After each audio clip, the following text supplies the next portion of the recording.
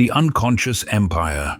Jung's 5 dangerous discoveries that control your life. Carl Jung's greatest discovery was also his most dangerous. It reveals that the human psyche operates on a set of hidden programs that completely control your life while granting you the comforting yet profound delusion that you're in charge.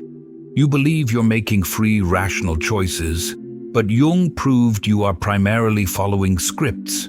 You think you know yourself, but Jung showed you only know the character, the persona, you're playing. This is not philosophy or mere theory. Jung documented this through 5 decades of rigorous clinical observation, meticulously watching thousands of people live out patterns they couldn't see, driven by forces they didn't know existed.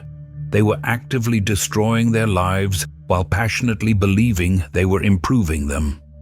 The comfortable, seductive lie is that you are a rational being making conscious decisions based purely on logic and free will. The uncomfortable, terrifying truth Jung discovered is this: you are about 10% conscious actor and 90% unconscious programming, and that programming runs on ancient inherited software that has nothing to do with your modern ambitions. But here is what makes this truly disturbing. The unconscious isn't just hidden. It actively employs sophisticated mechanisms to hide itself. It makes you fiercely believe your programmed automatic responses are personal choices. It makes you insist your inherited patterns are individual preferences. It compels you to defend the very prison bars that keep you caged. Jung spent his life trying to wake people up to this chilling reality. Most couldn't handle the truth. Can you? Let me show you the 5 psychological empires that are actually running your life. The unlived life of the parent, inheriting psychological debt. The first truth Jung discovered will fundamentally disturb anyone who believes they are self-made. You are not primarily living your own life. You are completing your parents' unfinished business. This happens not consciously or deliberately, but with absolute, relentless, unconscious precision. You are living out the dreams they were forced to abandon, healing the psychological wounds they couldn't face, and most damningly, repeating the destructive patterns they never resolved. Jung called this the unlived life of the parent, the silent, yet most powerful unconscious force shaping your existence. Think about your major life decisions, your career trajectory, your choice of life partner, your financial philosophy. You believe these are entirely yours.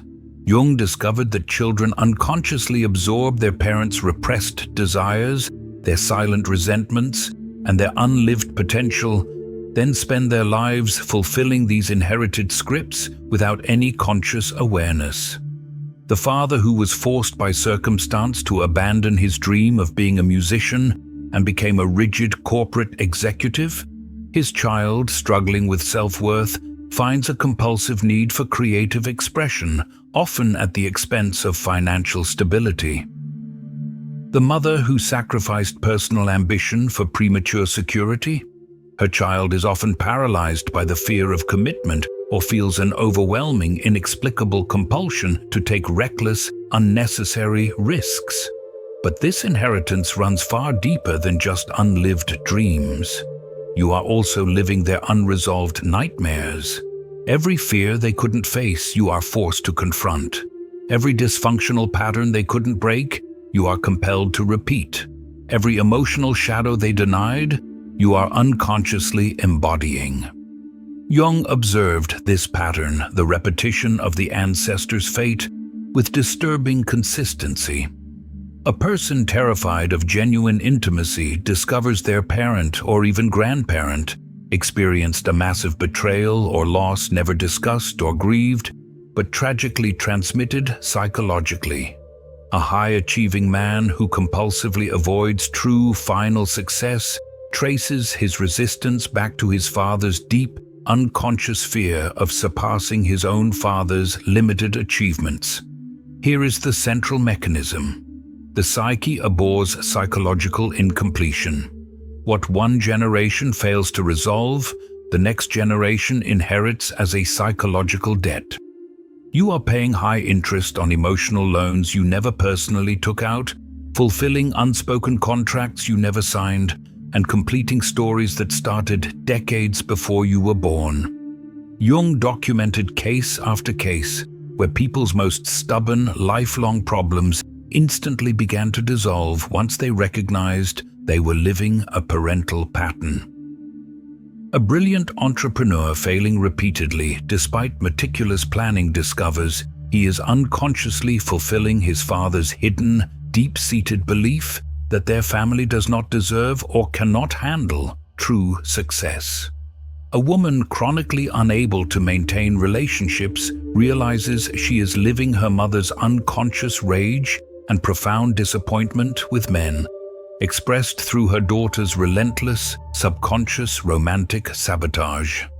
This mechanism works through what Jung termed participation mystique, a psychological merger where the boundary between the parent's unlived self and the child's unfolding self dissolves at the deepest unconscious levels.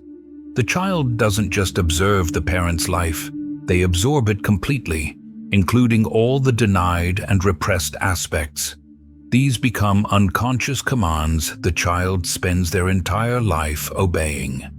The test is simple but disturbing. Look at your biggest, most painful struggles, your repetitive self-defeating patterns, your unexplainable compulsions. Then look at your parents' unlived lives, their unspoken dreams, and their unprocessed traumas. The exact correlation will shock you to your core. You are not struggling with your issues, you are struggling with inherited issues wearing your face. And even recognizing this deep programming does not immediately free you. The inherited psychological material operates like an ancestral memory, a deep compulsion running far below the reach of mere intellectual consciousness. The shadow projection. The enemy wears your mask. Jung's second discovery is perhaps the most socially unsettling. Everything you despise, hate, or rage against in others is actually a disowned, exiled piece of yourself. It represents the parts you've rejected so profoundly that the only way your psyche can process them is by projecting them outward onto other people. This is not some gentle metaphor. Jung discovered that the psyche literally projects its own rejected aspects onto external targets, then experiences genuine visceral rage, disgust, or hatred toward these manifestations. You are not seeing them. You are seeing your own shadow wearing their face. The shadow contains everything you were taught was unacceptable about yourself. Every trait that led to you being punished, ridiculed, or abandoned was ruthlessly pushed into this internal darkness. But here is the critical warning. The shadow does not simply disappear. It grows stronger in the dark and controls your life from the deepest unconscious realm. Think about a person who triggers an intense, disproportionate reaction in you, not a mild annoyance, but a visceral, immediate response. That intensity, that sudden spike of emotion, is your shadow recognizing itself in the other. The arrogant person who infuriates you, you carry deep, disowned needs for self-assertion and power. The victimized, weak person who disgusts you, you have violently rejected your own necessary vulnerability and need for help. The selfish person who enrages you, you have denied your own vital, healthy self-interest so completely it can only appear in others. Jung discovered the truly toxic cycle. We unconsciously and magnetically attract people who embody our shadow. That toxic partner you keep returning to, you are drawn to them because they carry your rejected parts. The wildness, the recklessness, the neediness that your conscious ego suppresses. That impossible boss? You unconsciously sought that job because they perfectly mirror the disowned, tyrannical aspects of your own psyche. You are systematically surrounding yourself with your own shadow, then wondering why your life feels like hell. The shadow forms in early childhood through a process Jung called selective introjection. You learn which parts of yourself earn you love and which earn you rejection. The accepted parts become the ego. The rejected parts become the shadow. By age 7, you are fundamentally split in half. But Jung also documented the golden shadow, the positive qualities you've disowned because they were too powerful or too threatening to your parents or peers. Your brilliance, your raw, untamed creativity, your unique power, anything that made others uncomfortable was shadowed. You're not just projecting your darkness onto others, you are projecting your light too, seeing in others the greatness, the possibility, the sheer potential you refuse to claim in yourself. The shadow operates through unconscious compensation. Whatever extreme position you consciously claim to embody, the shadow becomes its exact, terrifying opposite. The person who prides themselves on pure, limitless kindness develops a profoundly cruel shadow. The more extreme your conscious claim, the more explosive your unconscious shadow. The ego would rather die than admit the shadow exists. It will construct elaborate, dizzying justifications for why your hatred of others is justified. You are burning extraordinary amounts of psychological energy maintaining this elaborate lie. Every act of judgment requires energy to sustain. Every projection needs constant reinforcement. Meanwhile, your shadow grows exponentially more powerful from neglect. The shadow explains why your life does not change despite your conscious efforts. You are attempting to change conscious behaviors while the unconscious shadow program runs the entire show. Unconscious arrangement, the fate neurosis. Jung's third discovery sounds utterly impossible until you witness its operation in your own life. You unconsciously create exactly what you are trying hardest to avoid. The person terrified of abandonment unconsciously acts distant, ensuring separation. The one desperate for massive success unconsciously sabotages every opportunity at the critical moment.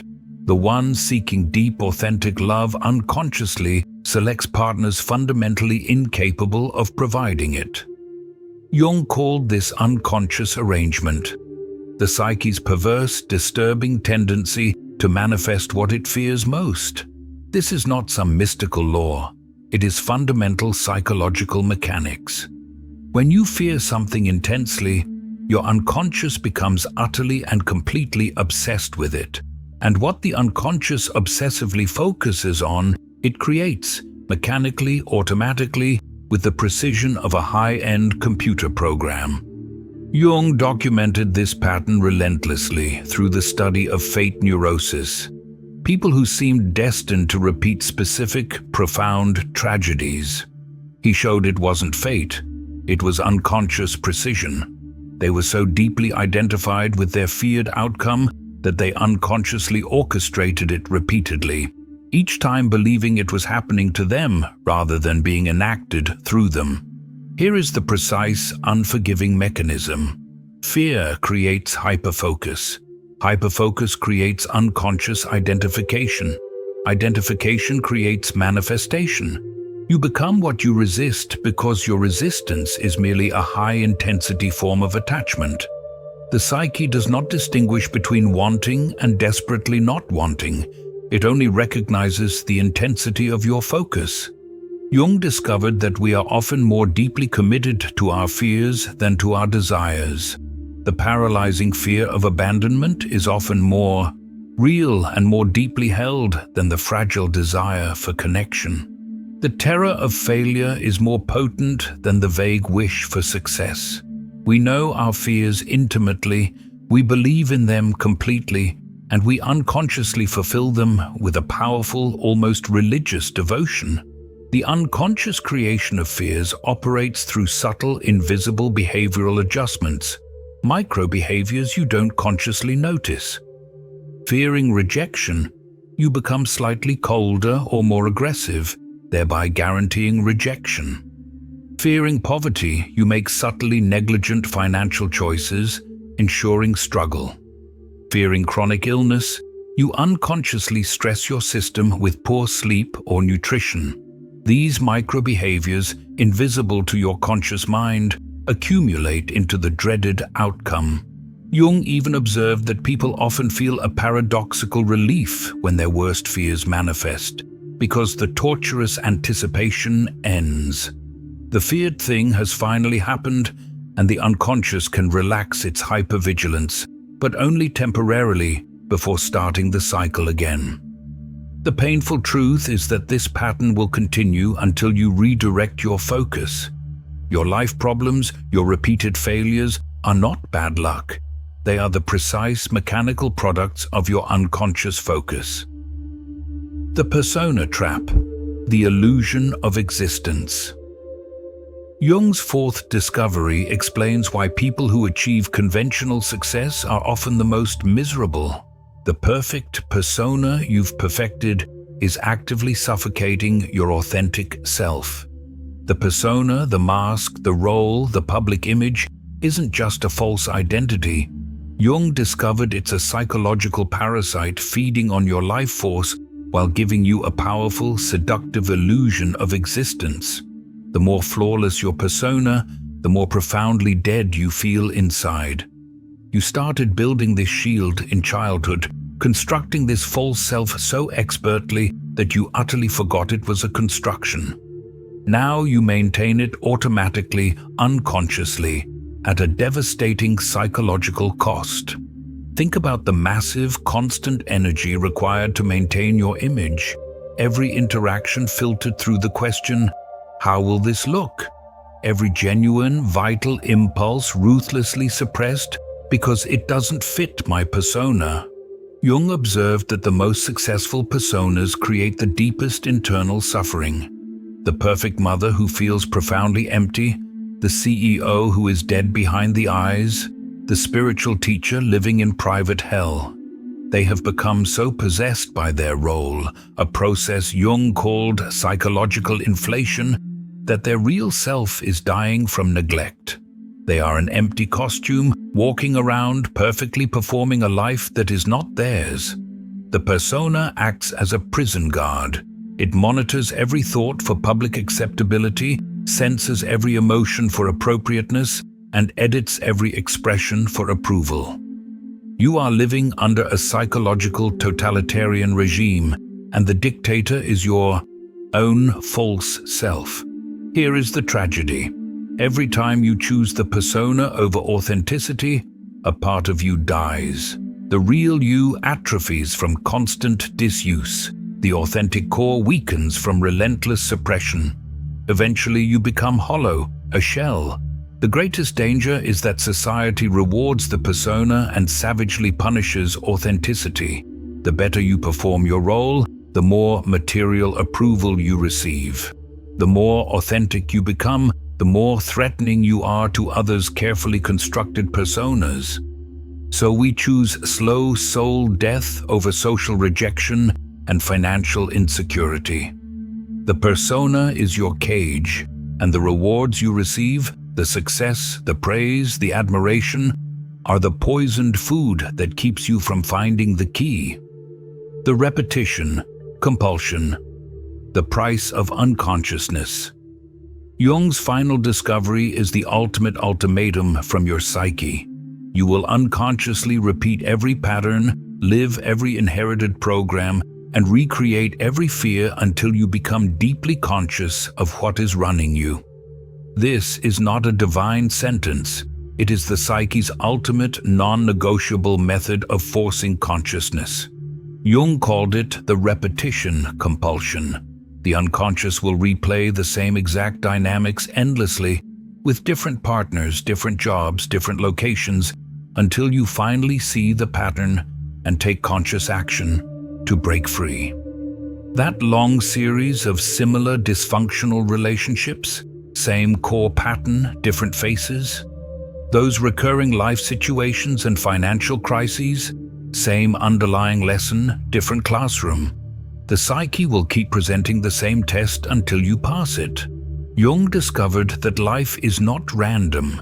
It is precisely orchestrated by your unconscious to force your growth. Every person you meet, every challenge you face, Every seemingly random event is perfectly designed to make you conscious of what remains unconscious. Your own psyche is doing this for you. The repetition intensifies over time. Jung observed that ignored patterns do not fade, they amplify. The whisper becomes a shout. The tap becomes a sledgehammer. The psyche increases the pressure until you either wake up or break down, and often, the breakdown is the only available route to the breakthrough. Each repetition offers a fleeting, precious opportunity for consciousness. That moment when you think, "Why does this keep happening to me?" That is the psyche issuing a direct invitation to awakening. The repetition only stops when you see the pattern, not intellectually, but viscerally. When you catch yourself mid-pattern and realize, "I'm doing it again." When you feel the persona constructing itself. When you recognize the inherited program activating. That moment of recognition is the absolute beginning of freedom. But, and this is the crucial challenge, seeing the pattern does not immediately end it. Jung discovered that becoming conscious is a slow, gradual struggle. You will see the pattern, yet repeat it. You will know the persona is false, yet maintain it. Consciousness dawns slowly, and the unconscious fights savagely to maintain its decades-long control. Every step toward consciousness is met with fierce unconscious resistance. Jung's complete picture is a devastating mirror. You are living your parents' unlived lives while thinking they are your choices. You are projecting your shadow onto others while believing you are seeing clearly. You are creating your fears while trying desperately to avoid them. You are maintaining a persona that is killing your soul, and you will repeat these unconscious patterns until you finally wake up.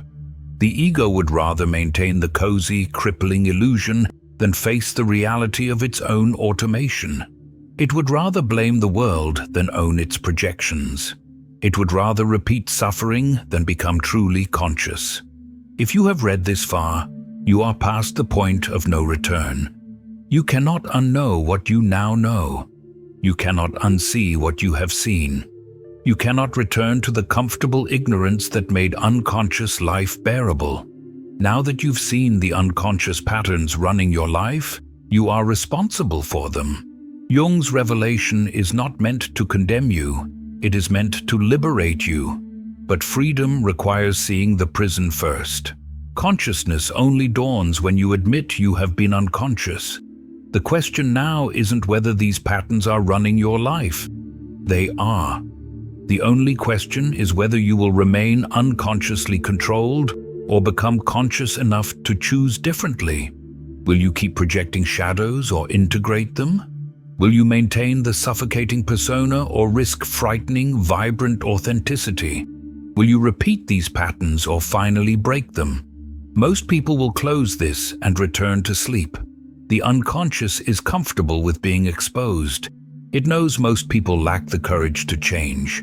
The choice is now yours. But remember, now that you know, you can't unknow. Now that you've seen, you can't unsee. The only question is whether you will act on this devastating discovery or spend the rest of your life pretending you haven't discovered it. If you are ready to start the real work of becoming conscious, subscribe to this channel where we explore Jung's most challenging truths without sugarcoating.